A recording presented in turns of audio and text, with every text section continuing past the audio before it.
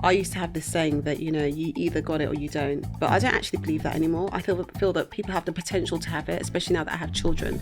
You can actually build it. You can actually create it. It's the type of market where you can only offer at a price where it makes sense. Absolutely. You can't ride on the coattails of the market and hope it goes up and be emotionally attached. Absolutely. You just have to say, at what point does this still make sense? Yeah. Here's my offer.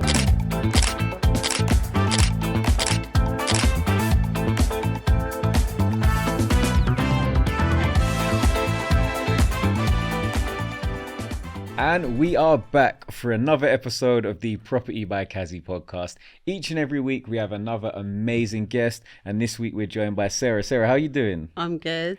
Good. Pretty in pink. I try my best. You only found out you were coming on yesterday, so I appreciate, you came on shining. Well, you've got to. When you work in real estate, you've always got to be prepared, right? Indeed. So, for those that don't know you, can we get a little bit of your background? Okay, well, I'll make it short and sweet. I've been working in the real estate industry for the past 15 years. I started off my tenure at Foxtons. I was there for a good 11 years. I've thoroughly enjoyed it because it taught me a lot of the, the nitty gritty, the groundworks, and also had to be quite resilient. So yeah, that's where I kind of started, and then did my own thing. So in between working for Foxtons, I sort of built up my own property portfolio. I was helping buyers, I was helping sellers. So just being exposed to all that property brings. And now I am in partnership with my business partner, and we are running a buying agent kind of service. Come on, you got to talk about it. What's the business called? You got to pitch everything. We were just talking off camera about marketing and branding, and then we didn't even name drop the company. Well, Rehoboth and Stephen. So what we do, we are a buyer's agent. So just to kind of simplify that, you have normal estate agents, and what they do is that they help sellers sell their properties. So we work on the other side. We work for the buyers. So we represent the buyers. We find them often below market value properties. We negotiate favourable terms for them if we have to, if an agent is involved. And we do all the groundwork, all the legwork, so they don't have to. And basically what the buyer's paying for, the buyer is paying for our eyes, our ears, and our experience. So what would normally take a buyer a year, maybe 18 months to find a great property, I could normally find it within a week. Okay, so that's what you're doing now, but let's take it all the way back. So you said, was it 13 years in property? 15 years in property. 15 years, yeah. Started in Foxtons. Yes. What was your initial role in Foxtons? Negotiator, sales negotiator. Yes. So that 15 years ago, when would that have been? My God. What sort of year was that? What was the market like? It was just after the financial crash, 2008. Yes, so the market was bad. It was interesting. It was colourful, but not colourful in the right way. So a lot of people were a little bit, worried. We had a lot of sales fall through because people were a little bit nervous as to what the market was going to do. How was it going to recover? But what really excites me is that working for a brand like Foxtons is that they will always find an opportunity to make money.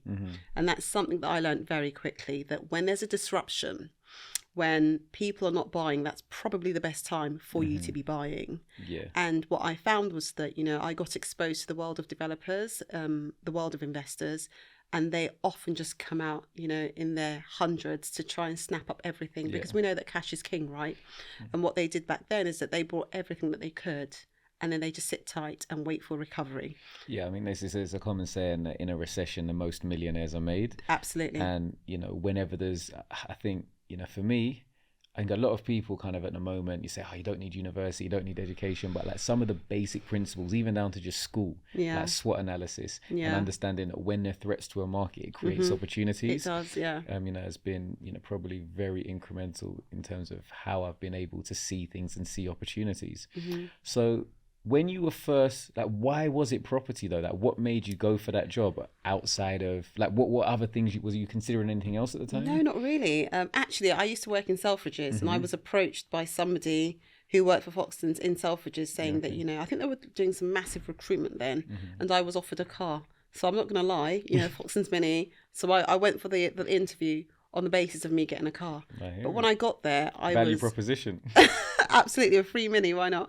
And when I got there, it was quite nice. I loved the office, and it was big. It was in Chiswick Park, lots of music, lots of sweets and chocolates. I love food. So that was quite exciting for me. So that kind of got me, interested, gave me a little bit of a flavour as to what to expect. But in terms of me as a person, I'm quite a creative person. I've always worked in sales all my life. I love winning. I just cannot help it. But how the property aspect came into that is that I did a course at KLC School of Design in Chelsea Harbour. So I was more into the interior side of things. And so when Foxtons approached me, it almost married the two together for me, like my lovely flair for sales, my admiration for property, and also to see if I'm good at negotiating. Now, when I entered that sort of market, it was predominantly dominated by men, right? Men, not coloured men either. So it was a challenge for me, being the only black girl. I thought, let me just see if I can be successful within this kind of industry. And in all honesty, I was very, very successful. I was one of their top salespeople for a very, very long time. So that's how I came into property. So in terms of being a top salesperson, I think a lot of people that are, and I always say like a good starting point in property is getting into an estate agent, is learning the ropes, is paying your dues. But people could also think like, what skill sets? You were in Selfridges, in sales already. Do you think that was beneficial, your experience there, to you being successful in Foxtons? I think so. I think it's a combination of things. I think it's a combination of being a woman. I think it's a combination of coming from ethnic minority as well, and hearing no. We hear no often. You can't do this. You can't do that. You don't look the part. You can't do this. But having gone into the world of sales, it made me rather realize that no is not always permanent. It's a no for now. But if you keep trying, the no today can be a yes for tomorrow. And I found that in sales, that no can easily become a yes, but you've got to find creative ways to make that no turn into a yes. So it was quite easy for me just to transition quite naturally, but you've got to have inner resilience and inner determination to make it. I think resilience is really important because it's very easy to take, a knockback and to be like, okay, well, this isn't working. Yeah. And there's always going to be so many people telling you why things wouldn't work or looking at a market, but buyers come back around, like you said, that they do. And it's that sort of that age-old saying of, you can't really be disheartened because you miss every shot that you don't take. So you're better off trying and failing than you are to do nothing. Well, I always say something. I say that, I love theatre. And when you go to the theatre, there's always act 1 and act 2. And if you give up in act 2, you never know what's in act... Sorry, if you give up in act 1, you never know what's coming in act 2. And nobody is born with resilience. You've got to build it. You've got to build it. You've got to work on it every single day. Whether that's you... I actually did an exercise with my friends and family a few years back when I was 18 years old. I asked them that anytime I asked them for something, they need to just say no to me. Just say no. No, Sarah, no, Sarah. So I heard no so often that I never heard no again. I wasn't hearing no. I was just hearing not now, not now, not now. And that does something to you. It's good to have setbacks. It's good to fail. But often when you fail, you find that you fell forward. There were people back then that sit on the fence. And it's great to sit at the fence because you sit on the fence rather, because you get to see everything. You get to see the people succeeding, you get to see the people falling, and you often have a laugh at the people that have fallen. But the ones that have fallen, they're fallen forward, and you're still sat there on the fence not doing anything. So resilience has to be an inbuilt thing. You've got to find practical ways in which to build your resilience. I think it's, do you not ever feel though for some people that's easier said than done? Because some people find, that confidence and that push, like not everybody is built in the same way. So you've talked about the exercise of telling friends and family, to say no to you, to get used to hearing no's from people that have your best interest. Absolutely. Do you think there's any more exercises that you could advise or any more tips for people to help build resilience or to become better in the sales space? I think it really depends on what your vision is for yourself, right?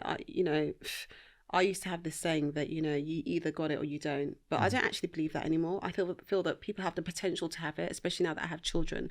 You can actually build it. You can actually create it.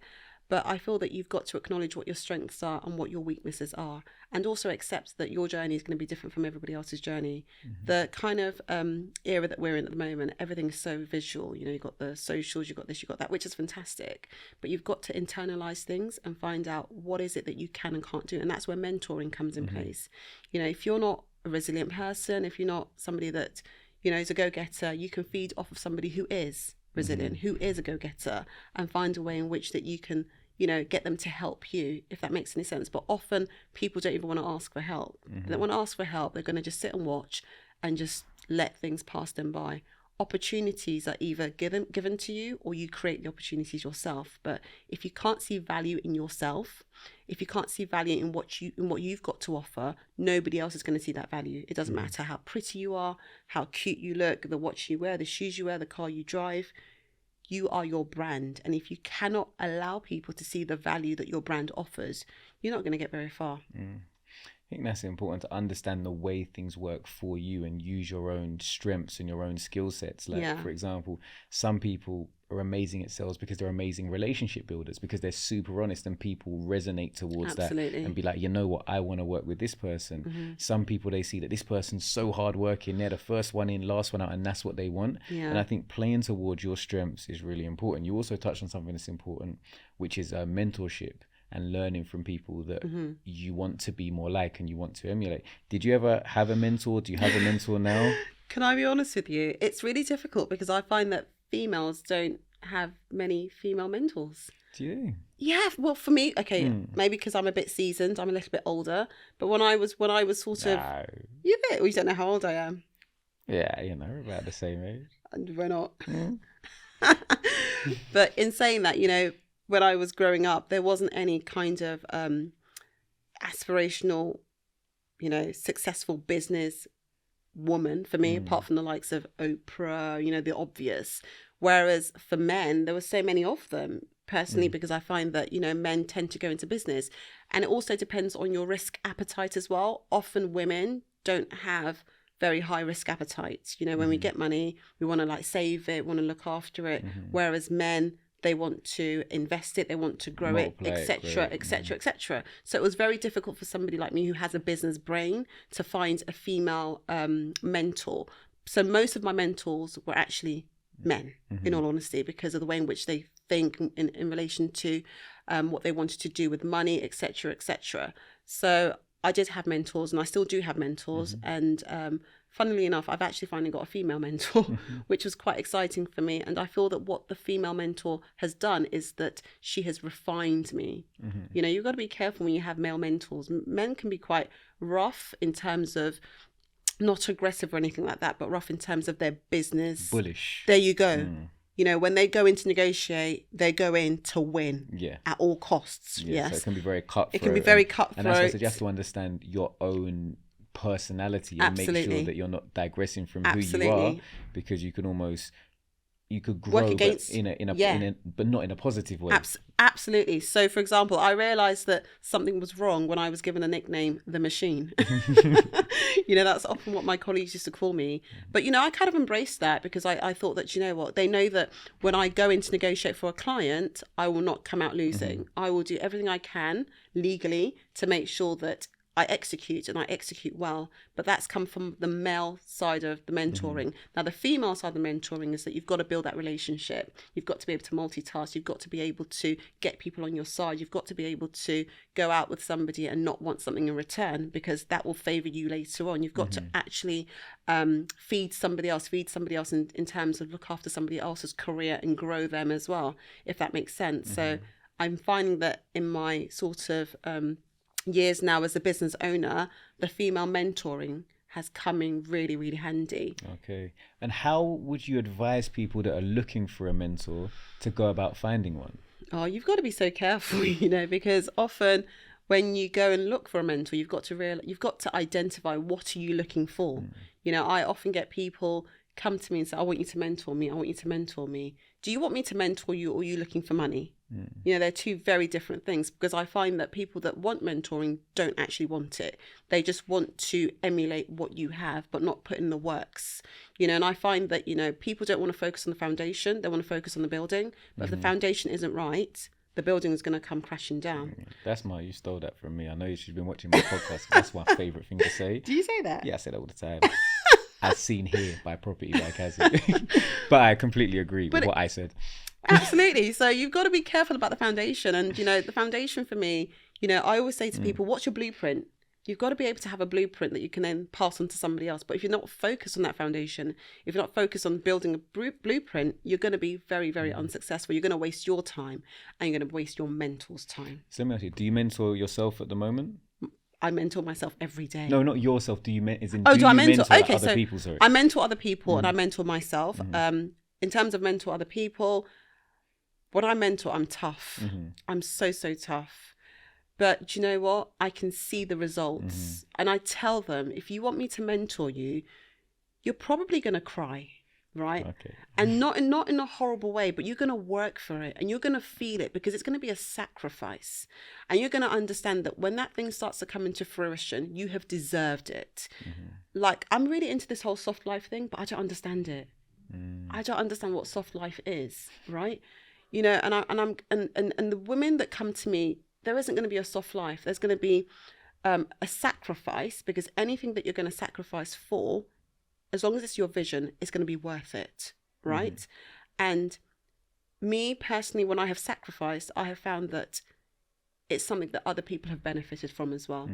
So when I mentor, I'm a bit tough.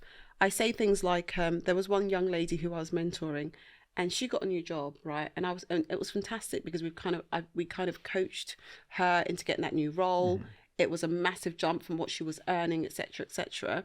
And she called me. She's like, I'm so happy. I got in there, did my coffee, did this. I'm looking cute. I'm like, great, good. But when you sit at that table, you better make sure that what you're saying is relevant. You better make sure that you're behaving for your next promotion. Forget about what you've just come in as, right? You've got to make sure that you are behaving for your next promotion.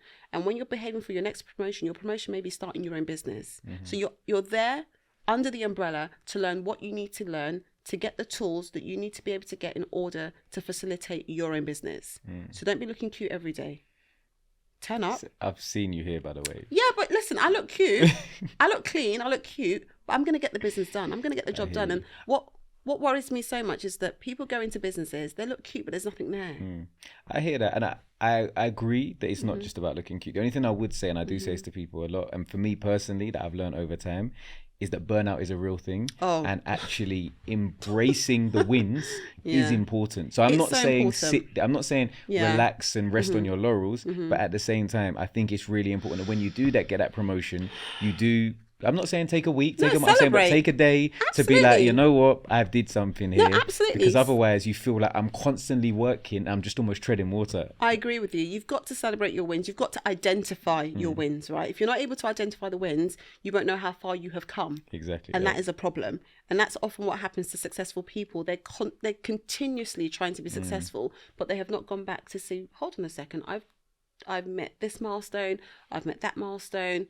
They're kind of working against themselves. So it's important for you to acknowledge where you have come from, where you are, but also keep your focus on where you're going. Because when you feel that you have arrived, that's when things can often go a bit when you down get south. over comfortable and comfort zone Absolutely. can be, but it's that balance. And I think I've had to learn that over time, that there's a balance between getting comfortable, but also not ever being comfortable and finding the sweet spot that works for you. Yeah. So I'm going to go back to Foxtons quickly. In terms of people that are getting into the space, like, you know, if you're, obviously it's a different time, but smashing it, what would you say like was an amazing month, good month for you earnings wise? When I was at Foxtons, my salary, I never earned anything less than when I was on commission. I think 6K would be a pretty bad month for me. That's it, and that's the thing. I know, and some people are surprised by that because say, estate agency role, I hear the basics less than 20k. But there's a reason why that is. It's because the commission and the on-target earnings or potential means that I know a number of people, I wouldn't say everybody, but a lot of people, that particularly when it's in a good market and it's in a bull market, 6 figures, you know, doing 5 figures a month, you know, in a really good month, particularly like when you look at your Foxtons, your Kinley Folk Card neighborhoods that have like the tiered commission structures, when you get into those higher brackets, people that are doing 25k months at points. Yeah, you're literally laughing. And what's really great about going into estate agent as a starting point is that you kind of understand how money works very quickly, and also they kind of wean you off paying you a basic salary. They don't want you to do that. If they wanted you to do that, they'll just tell you to go and find another job in Halfords or something, earn okay money. But it's sales. It's a sales environment. It's competitive. And they want to make sure that they are paying their highest performers, because it's performance, really. You know, it's very result driven. And I was very happy to know that I can go in, if I'm putting in the extra hours, if I'm meeting that buyer on my day off, or, you know, I'm supposed to be on holiday and I've come to do that viewing and I've earned £15,000 off of that viewing, I'm not going to have to share that commission with my colleague who goes home at 4:00. You know, it teaches you basic work ethics. Teaches you return on investment, basically. Absolutely. So if you're going to put in the time, you want to make sure that you are being, you know, what's the word I'm looking for? Incentivized. Yeah. Absolutely. For putting in the time. So it works beautifully. And honestly, when you go out and you do it on your own, if that's your, you know, your choice, you have become, without realizing it, you have become a business in yourself. You know how to do this, you know how to do that. When I'm out with the clients, with Rehab Off and Stephen, in terms of service, service is so important. You know, service is what will make or break a deal. If you don't know how to, you know, execute good customer service, then you can't be in real estate, because real estate is so personal. You're going into people's homes, you know, where memories are being built. So you've got to make sure that, you know, you are being refined within those, you know, umbrella estate agents, so that when you do come out, if you choose to come out, you know exactly what you're doing. And that's why, you know, we at Rehoboth and Stephen, we have a very, very successful business. In fact, I've just closed a deal before I got here. Yeah, see that. Always winning. So obviously, the reason I asked that is because I wanted to highlight the fact that, you know, you can make, when a lot of people, their first question is, where do I get started? And, you know, learning ground up in the estate agency, you can be learning, but you can also make really good money. And running a business isn't for everybody. Some it's people, not. that's amazing. Like, I think it's understanding there's a big difference between being self-employed and running a business, and also understanding what works for you. And you know, realistically, as an estate agent, although you're working under an umbrella, you're kind of working for yourself, because what you make is determined by what you put in. And if you decided tomorrow that you wanted to become a plumber, and what you make is still comes from what you put in, so it's still there's a lot of similarities in that space. There is. I would definitely say that being an entrepreneur or working for yourself or whatever is not everyone's cup of tea. It is hard. It is, you are exposed to every element out there, you know. And what kind of helped me mentally was that working with Foxtons enabled me to have that entrepreneurial mindset without actually being out there on my own. And I bought 3 properties just working with Foxtons, because I was able to accumulate money very, very quickly in a very short space of time. And that gave me the stepping stone to be able to then branch out and do my own thing.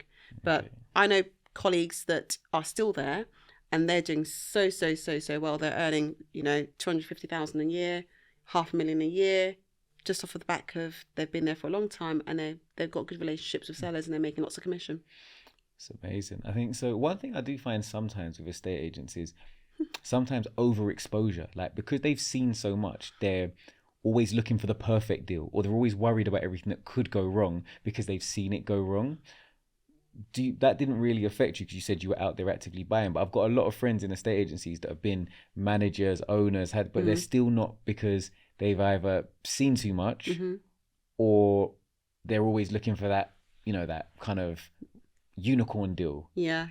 Today's episode is brought to you by Run Production Studios. They're where we've been recording for the last 15 episodes, and I definitely recommend you check them out. If you want to take your content to the next level, whether that's videography or podcasts, they're the people to check out, with high quality customer service and amazing equipment. Their details will be in the description of this video. What kind of made you take your first leap to go and buy your investment property? I think for me, it's seeing how money works. It's seeing that, you know, a buyer becomes a seller within a very short space of time, and they've come back to me to sell it, and they've made like 150k in like 18 months. How is that even possible? And I thought, you know what, this is a smart way to make money. If I can just do the same thing and either flip properties or just have a property portfolio, rent it out, etc., that will help me. So I think that, again, this goes down to risk appetite. You've got people that will always see problems. There's nothing you can do about it. They will always see a problem. You've got 3 types of people. You've got the disruptors, the ones that want to disrupt the market in order to bring something new and make money. You've got the ones that will do what everybody else is doing. And you've got the ones who've always got an excuse. They will never do anything because there's always an excuse to bail them out. So you've got to realize what type of person you are. I would like to say that I'm a disruptor. I'm working towards being a disruptor because that's where my personality naturally kind of fits in. But I've also realized that if you don't have a second or a third or a fourth stream of income, life is going to be very, very tough. It's all going to be dependent on you turning up for work every single day. And as you get older, you may not want to do that. You want to have some of your time back. So you've got to find vehicles in which will make money for you. Now, people often think that, you know, when you buy a property, you've got to have lots and lots of money. You don't. You really don't. And people are so focused in London. There are so many places around the UK that you can get a great deal and get a fantastic rental return, get a fantastic yield, you know. But you've got to expose yourself. You've got to just actually take a leap of faith. But one thing I would also say is that never invest money that you're not prepared to lose, because this is an investment. You know, investment can either go up or go down. But if you surround yourself with the right people, do your homework, more times out of any, it kind of turns out okay. I think that's the thing with property in the UK. Like I think, and I say to people, that in a lot of cases, depending on the type of investor you are, it's not like the quick get rich quick scheme, but because of, you know, the fact that we are on a small island, there is a limited amount of property over time. You know, there's the age-old saying of not time in the market, but time in the market. And as investment vehicles go, as long as you do your due diligence, you know, have the right people in place to offer you an element of expertise, that it can be relatively safe. Yeah, it can be. So again, you know, you've got the likes of yourself who's very, you know, entrepreneurial, you're very out there, you're fantastic, but then you can have somebody else who doesn't want to do that. They just don't know where to start. So you've got to figure out, do I align myself with you? Do I get a buyer's agent? There are things out there that can help you do these things, but personally for me, do not do anything. Yeah. You know, time is expensive. Exactly that. Very, very expensive. So you spoke about leap of faith. You were in Foxtons for a while. You progressed. What point were you when you left? Where? I was a senior manager. So as a senior manager. Yeah. And obviously senior manager money, comfortable. Nice car, you know, all the perks. What made you take the leap of faith, and where was your transition from there? Was it to do your own thing? What was the step after I was that? making too much money for them. I was like, I could be making this money myself. But what really got me was that clients then started coming to me saying, Sarah, you're really good at this thing, you know, would you do this, would you do that? And there's one thing about me, I'm loyal. I'm loyal to the core. I will not do anything outside of my contract, if that makes any sense. I believe that integrity goes a long way, and what you sow is definitely what you're going to reap. So when I started seeing how much I was making for Foxtons, and I started noticing other colleagues going out there on their own, doing their own thing, I thought, you know what, now is the time for me to see if I have learnt anything during my time at Foxtons and if I can actually implement that. So I kind of went out on my own, and when I went out on my own, I had 3 clients immediately, and I earned in a very short space of time what I would normally earn in 6 months at Foxtons, if that makes any sense. That was just with 3 clients in a space of 3 to 4 months, and I was like, wow, this is good. But it so also proof of concept as absolutely. So that was kind of what it was for me, and I felt that, you know what, if I didn't leave now, I'm never going to leave. I'm just going to become like, I don't know, an area director or an ops manager, etc. So for me, it was like, no, I need to be able to now use these skills to do something for myself and employ people that looks like me when I was 18, 19 years old. So that's when you set up. What was it that you set up? Rehoboth and Stephen. So that was when you set up. So you combined. Okay, so that was straight. I wasn't sure if there was a middle gap between. There was a bit of a middle gap, you know, of like where you were just discovering and then you came together collectively. Yeah, there was a bit of a middle gap, but it's not really worth talking about, to be honest with you. Fair enough. So Rehoboth and Stephen has been trading for how long now? Oh gosh, so it's been trading for about 3 years, roughly. Yeah, about 3 years. 3 years. And what do you enjoy most about what you do now? I love the clients. I'm a people's person. I love the clients. I love negotiating. Oh my gosh. I would go to all lengths to make sure that I get the deal done. I love building relationship with the estate agents, and they know me. They're like, oh, it's Sarah. She's good. She's going to get the deal done. And that's the thing. So I went into negotiation with an estate agent, and there were 5 offers on the table. and all at similar levels. You know, I was not prepared to come to the level that the estate agent wants, because I just felt that the property is not worth what they were asking for.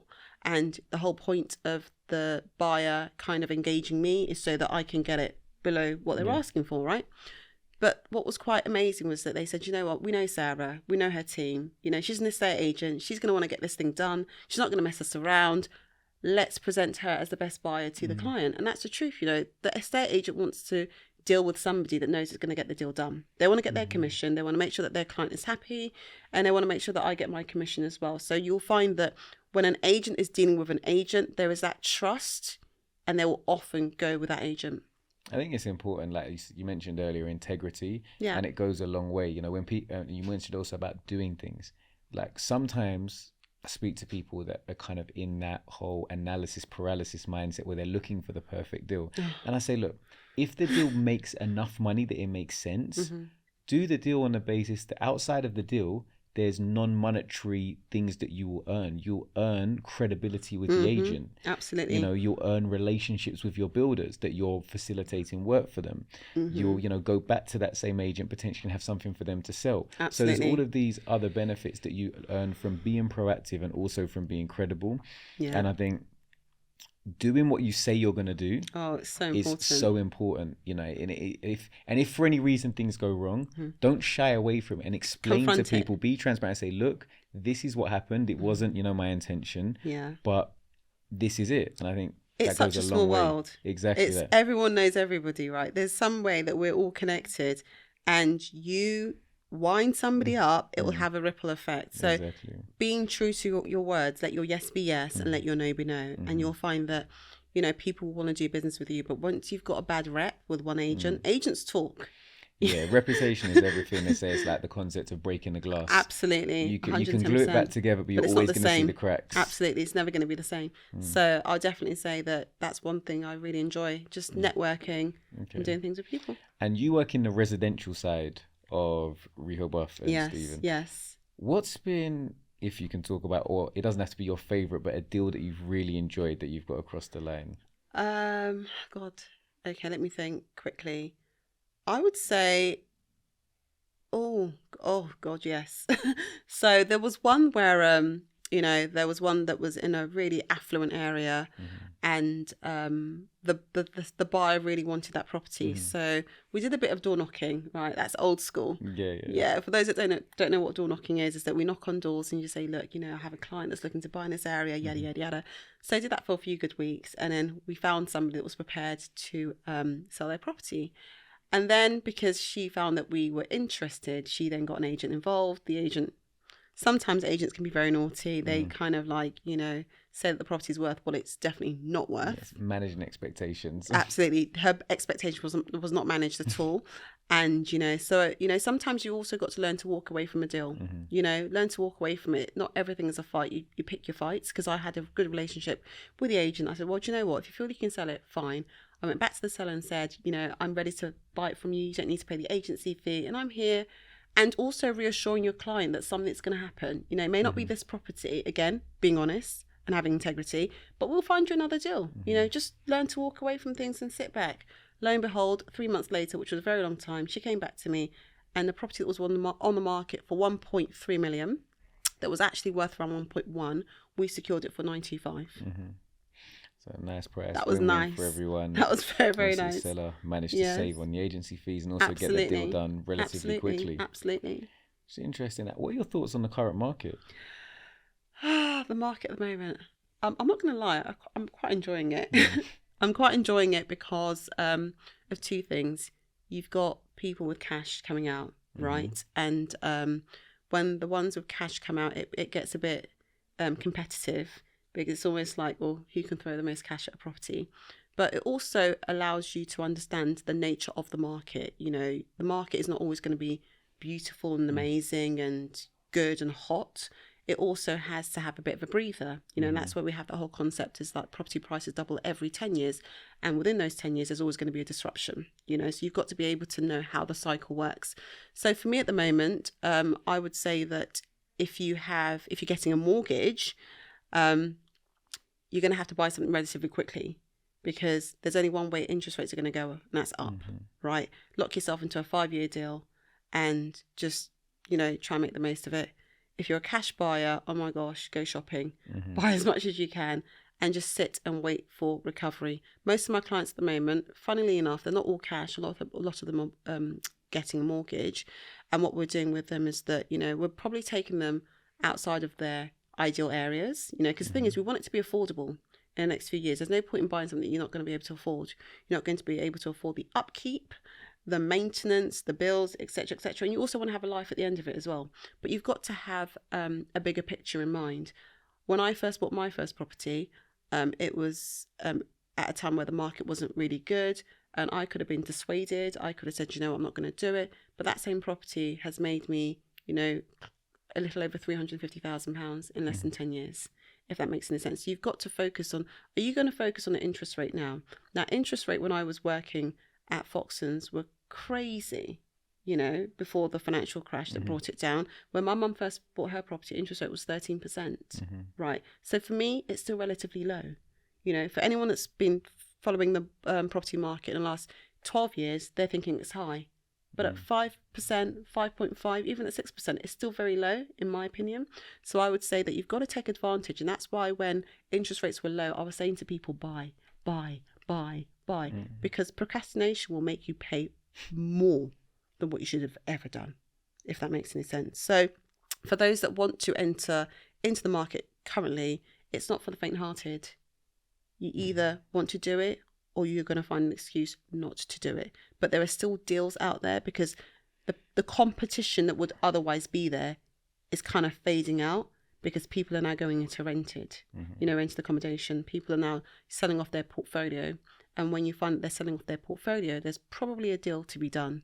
So in terms of the uplift in interest rate, you can actually deduct that from the property price. Yes, and that's the thing. It's like, if you look at things more holistically and say, okay, you know what, let me look at the bottom line. So I use very simple examples. If you're buying a property for £500,000 and now, rather than, a mortgage of £2,000 a month, you're paying £3,000, and that's going to be the case, for maybe the next 3 years. But if you can negotiate £50,000 off the purchase price, you're in the same position. Obviously, you have to think about your own cash flow and personal position. But in terms of just bottom line, I think a lot of the time, if you can remove the emotional attachment of how you feel and just put it in a spreadsheet and say, look, where do my numbers look? Does it go green? Does it go red? Am I winning? Am I losing? At what point does this deal make sense to me? And it's the type of market where you can only offer at a price where it makes sense. Absolutely. You can't ride on the coattails of the market and hope it goes up and be emotionally attached. Absolutely. You just have to say, at what point does this deal make sense? Yeah. Here's my offer. Here's my best foot forward. This is why I'm offering it. If it works, great. And if not, it may come back around in 3 to 6 months' time. Absolutely. I always say a property's worth what someone's willing to pay for it. And if you're not prepared to pay X amount for it, then it's not worth it. Yeah. But like you said, you've got to look at your spreadsheet to make sure that you're in the green, Exactly. and you negotiate the price off to allow you to be in the green. And you'll find that people are open to negotiation. They really are. The market is not as hot as people would want it to be, especially a estate agent, that they're open to be creative with you, because they still want to get paid. Exactly. So that's obviously being a buying agent now.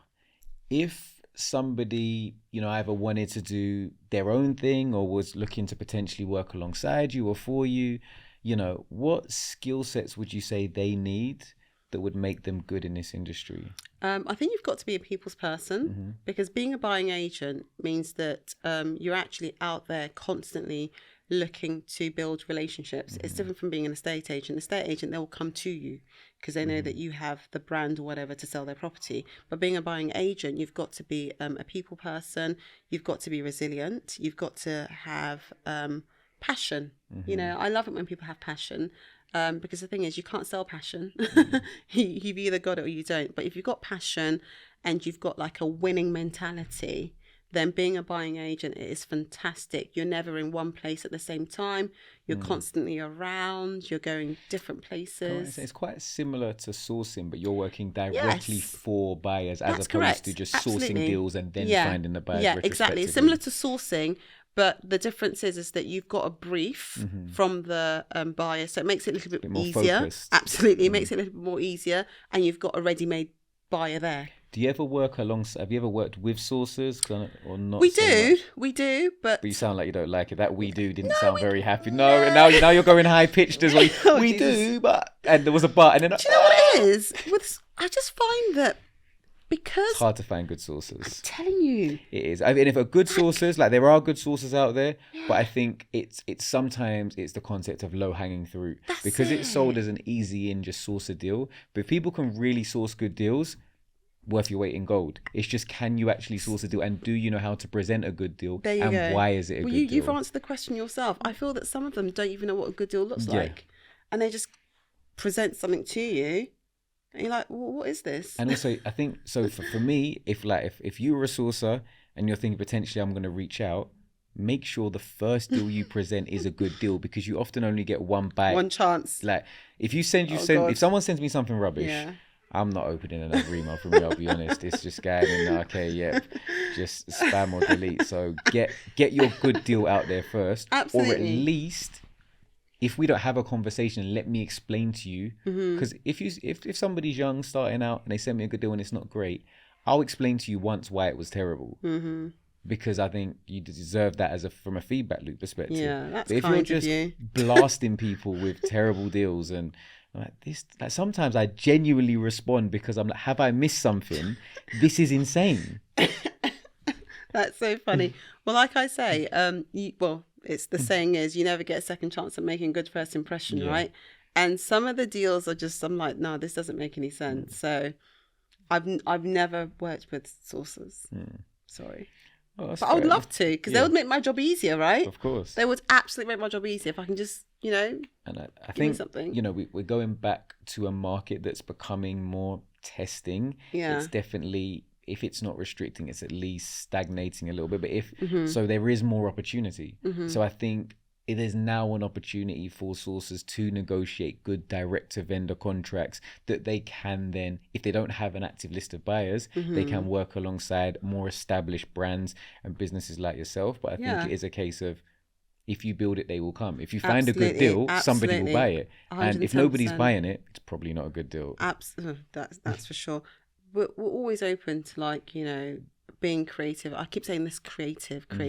It's about being creative, and collaboration is good, because any man that thinks that man or woman, pardon me, thinks that they can do it by themselves, you're kind of like making the job a lot more difficult than it ought to be.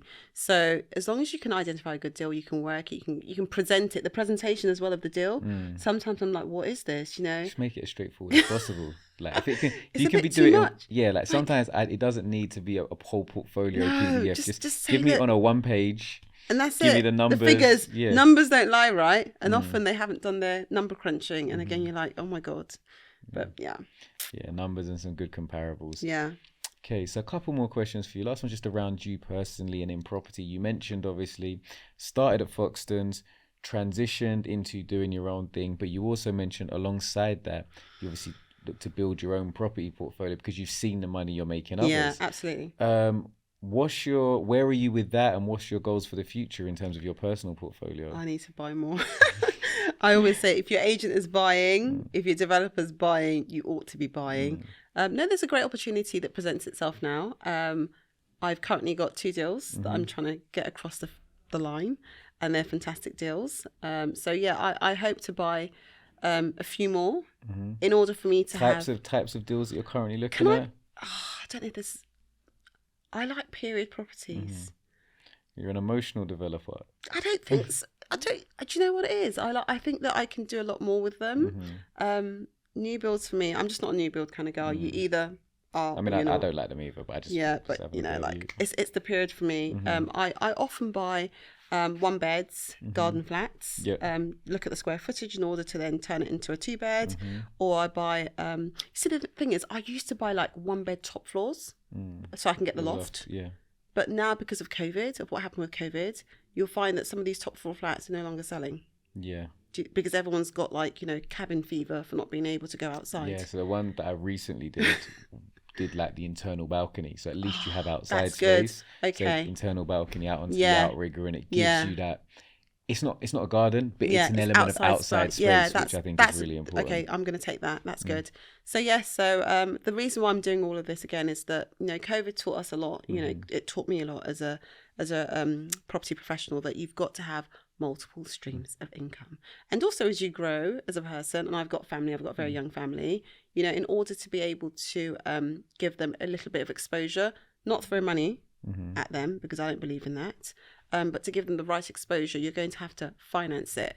And I don't believe that, you know, you can stretch yourself thin and be working like an elephant but eating like an ant, if that makes any sense. So for me personally, my focus is to continue to buy properties and also flip properties, because I feel that, you know, if you're able to get them relatively below market value now, there's going to come a time in the next few years where you're able to then flip it because the market has picked up. I often say to people that, you know, the UK government, for me, they focus on two things, the banking world and the property world, because that's where they make the most money. They're not going to allow it to fall, which is why often when there is a disruption, they're always bringing out new incentives to keep it going. So I'm going to stick to property. I mean, likewise, I'm also in here for the long term. I'm here for the long time, hopefully for a good time, but a mixture of both. Final question for you is something that I tend to ask everybody, because it's the question that I get asked the most, and it's look, which is just, as a young person or even as an older person who doesn't have that much experience in property, but it's something they want to get into, what advice would you have for them? I would say what you're reading first and foremost, because often people don't read. And when they do read, they read the wrong things. So personally for me, I exposed myself to going to property seminars. I stopped reading certain newspapers. You know, I kind of thought, where do I want to be? And I started reading newspapers, or, you know, tabloid papers like The Times or The Guardian, etc., because you will find that these sources have information that you wouldn't find in The Sun, if that makes any sense. But also it's about being active, being proactive. I'm going to kind of contradict myself here now, that you can't read too much, because often when you read too much, you know too much, and you don't actually implement that or put it into practice. So I would say read a little about what you're getting yourself into, but just go and start viewing some properties. Go and call an estate agent. They're not doing anything anyway. Call an estate agent, book some viewings, get in there. You'll find that the estate agent will tell you everything you need to know. Absolutely everything you need to know. By the time you've gone out on a few viewings with them, you've got a bit of a flavour, you kind of have a little bit of an understanding, and then you decide on whether or not you want to grow on that. But I would definitely say use estate agents, use property developers, use a buying agent, and see where you find yourself. Okay, so education, getting active, and then also utilizing the expertise of the people that you could work alongside. I think that's some good advice. So we appreciate you coming on. This has been another episode of the Property by Kazi podcast. As always, if you haven't already, make sure you subscribe with those notifications on so you get notified every time we have another amazing guest. Now, before I let you go, how can people contact you, connect with you if they want to reach out? So if they want to reach out, they can follow us on Instagram, Rehoboth and Stephen. We are happy to have as many people contact us. Also, we've got our website, which is rehobothandstephen.com. My handle is Sarah_Rose5 if you want to follow me. So feel free. We're more than happy to have you guys. Amazing. I appreciate having you on. And we'll catch you all next week.